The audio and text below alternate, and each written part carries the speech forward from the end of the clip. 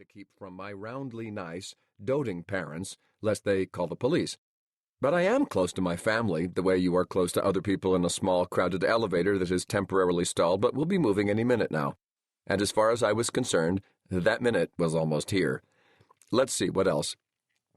I am convinced that all sports are a sanctioned form of mass demonic worship, that cathedrals and museums have traded roles in the greater culture, and that Eve Arden is woefully underappreciated by society at large, as are comic books, malted milk cracking your neck, secret decoder rings, glass tea kettles, whoopie pies, and television test patterns, and, graphic designers. That should do for now. Wait, I'm forgetting something. Oh, I do not write poetry. But most of all, I am eager to start my career as a newly certified Bachelor of the Arts in Graphic Design with a very specific goal, acquiring a job at the advertising agency of Spear, Rackoff, and Ware, 2 states away up in New Haven, Connecticut. Why? Simple. It's where Winter Sorbeck started. Long ago. Now, yes, Winter, the teacher in question who christened me, my GD instructor during my first year at State, is a whole other story. And certainly one with no small amount of pain.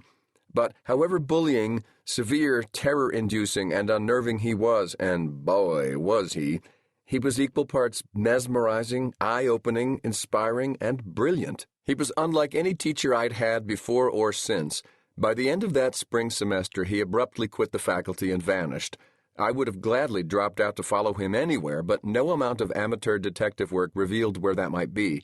So I bided my time, worked for the next 3 years to get my degree, and upon graduation decided, if I couldn't be where Winter was now, I'd go where he'd been. In the course of solving one of his earlier assignments, I discovered that he started his career at Spear, Rackoff, and Ware, and if that was good enough for him, it would be good enough for me. Mandatory, actually. And proving difficult. No surprise there. If Winter was anything, he was difficult, as would be any place associated with him, but no doubt worth the trouble. I approached the firm early in March, 3 months before graduation. My initial inquiry went unanswered, as did my resume, which could have won the Collegian's annual First Fiction Award, and the letter of recommendation I'd extorted from the dean's secretary. By May I was desperate, so I telephoned. The voice that greeted me hummed with the same welcome slow tone I knew from 3 years earlier when I'd called for help on that gum wrapper label design problem for Winter. It was Milburn Sketchy Spear, the head of the art department. He didn't remember me, and I didn't remind him. I wanted a clean start. The years had not changed his enthusiasm. "Oh, you don't want to work here." Yes, sir, I do." "Really?" "Yes, sir." Silence. "Hello?" "Sorry, I'm inking. Mine's a porch screen when I'm inking. I'm trying to do a crowd scene with a number 5 pedigree pen tip. Should be using a Radio 914. Doesn't really matter. Can't draw anymore anyway. Never could. God, I stink. Wouldn't you rather work someplace else where people didn't stink?" "What?" "No, sir, I'd like to work for your firm. You know, to sort of get my feet wet." "Dreadful. Why did I say that?" "Heh." He sounded like a lawnmower trying to start. "Heh. That's what I thought. That's what I thought when I got here. You know when that was?" "No, You know dirt?"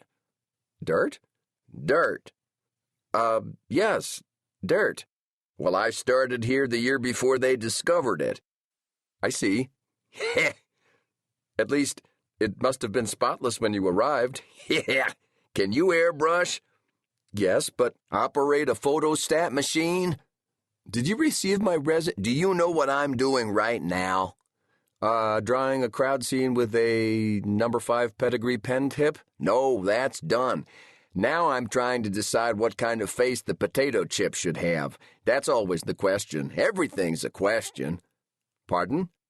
"For this newspaper ad, a whole half-pager due by 5. Everyone signed off on it yesterday, the crowd. See, they've all filed out into the street to worship a giant potato chip."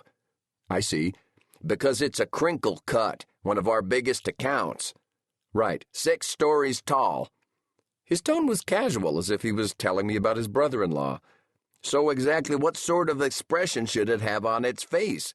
Because obviously it's a very happy potato chip to be a crinkly colossus and